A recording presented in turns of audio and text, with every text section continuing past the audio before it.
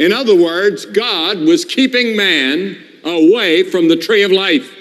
Because if man had eaten the tree of life, he would have lived forever in his sins without any hope of redemption.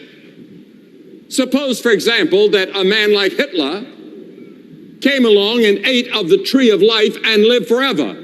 And we would have Hitler for thousands of years and many more Hitlers. And they would control the earth.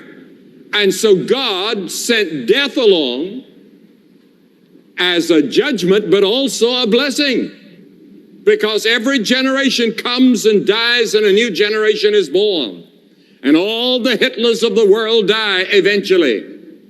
And the Bible says in Ecclesiastes 3:2, there's a time to be born and a time to die. It's appointed unto man once to die, but after that the judgment.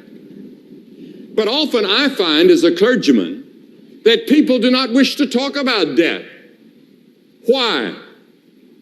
In America, 17-year-olds, by the time they're 17, have seen an average of 15,000 murders on television. And there's a rash of bestsellers on death right now.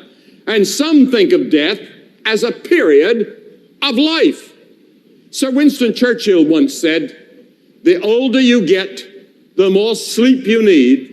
Finally, you sleep all the time. In life, there are many avenues, he said, but all lead to that all-embracing death.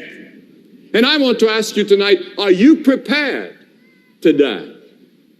Have you made any preparation at all for your death?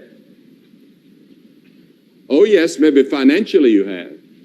But what about your spirit, your soul that's going to live forever? Have you made a study of it? Oh, it occupies a lot of your thinking. I know that.